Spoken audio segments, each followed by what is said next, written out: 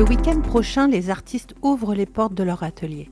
Parmi eux, la céramiste Ibtissène Verdure, dans le quartier du village, fait découvrir son travail et son implication dans le zéro déchet et le réemploi. Depuis 20 ans, j'explore un aller-retour permanent entre l'objet utile et la sculpture sur plusieurs axes et plusieurs thèmes différents. Le plus important dans cet atelier, depuis la création de cet atelier, donc en 2017, j'ai œuvré constamment à réemployer tous les matériaux. Déjà, l'atelier, il est fabriqué, il est fait qu'avec des matériaux de récup.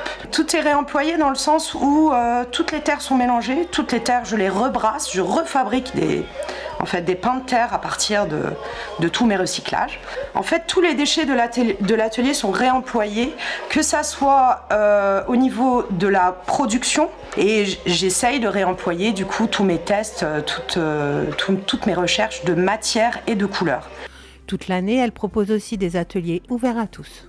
Tout le monde vient avec son envie de mettre les mains dans la terre. À partir du moment où on a envie, c'est une matière qui est formidable, qui permet la création, les créations, mais qui permet aussi de se relaxer et d'être vraiment en connexion, un temps pour soi.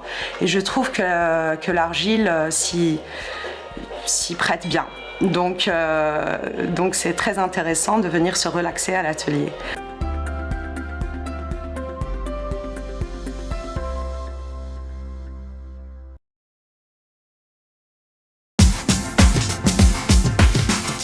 Les 15 et 16 octobre prochains, la salle des fêtes accueille la nouvelle édition du Forum de l'emploi et de la formation. L'occasion d'échanger et de concrétiser un projet de recrutement pour les candidats comme pour les employeurs. La nouveauté de cette année, la participation du territoire Boucle Nord de Seine. Qu'est-ce que ça change? L'idée, c'est de montrer que nous pouvons faire les choses ensemble, notamment en lien avec la loi pour le plein emploi qui propose de coordonner l'ensemble des acteurs de l'emploi pour pouvoir proposer des solutions adaptées aux demandeurs d'emploi ainsi qu'à des salariés qui sont en projet de reconversion professionnelle. Nous privilégions les entreprises du territoire, mais notamment les entreprises genevilloises. Et donc, nous avons plus de 200 exposants. Le Salon de l'Emploi ouvre ses portes de 9h30 à 16h30. N'oubliez pas votre CV. Sur place, nous avons un espace numérique avec des conseillers de médiation numérique qui accueilleront les personnes au niveau de la salle des fêtes pour les aider à refaire leur CV ou imprimer leur CV. Et donc, nous proposons aussi, il y a des acteurs qui proposent aussi du coaching, donc sur quelques minutes. Et donc, par exemple, comment se présenter. Il y a aussi un organisme de formation sur la coiffure et l'esthétique qui va faire un petit brushing avant de rencontrer les entreprises.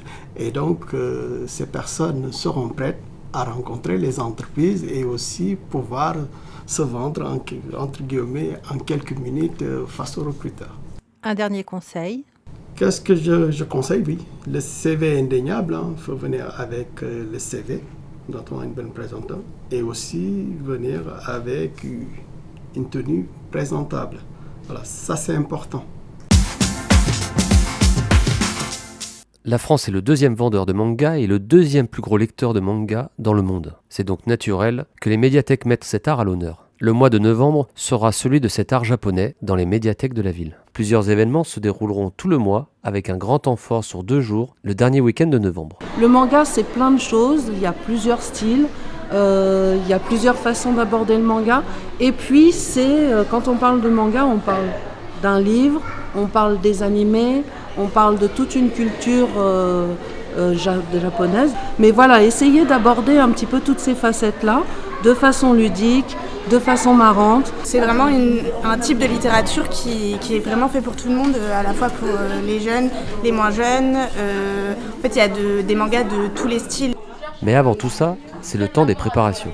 Plusieurs fois avant l'événement, les médiathèques font appel à la créativité des habitants pour les décorations. Du coup, on prévoit de décorer toute la médiathèque et du coup, on s'est dit qu'on allait faire des activités manuelles avec les enfants pour pouvoir décorer cette médiathèque. Voilà. En fait, on a essayé de faire un peu ambiance japonaise, donc on voudrait faire plusieurs salles, un peu une salle où on accrocherait des origamis. Donc pour ça, on va faire plein de grues en origami. Je voudrais aussi faire des petits fanions avec des pages de manga. Et là, on va venir le faire en rectangle. On vient souvent à la médiathèque pour venir prendre des livres et dès qu'il y a des activités comme ça, soit créatives, soit culturelles, on se renseigne régulièrement et donc on vient et elle, je sais qu'elle adore ça. Et là, tu te mets comme ça et tu attires ça et on va les suspendre dans tout le rayonnage. Mais pour ça, il en faut beaucoup. Il en faut beaucoup. Le mois de novembre sera très riche, je l'espère. Riche parce qu'on va avoir des comédiens, des conteurs qui vont venir nous raconter des histoires autour du samouraï, autour de la cérémonie du thé. On va avoir des danseurs par le biais du conservatoire. On va aussi avoir bien évidemment des mangakas et des rencontres intéressantes. Le mois du manga aura lieu tout le mois de novembre. La programmation complète sera prochainement disponible sur le site internet de la ville.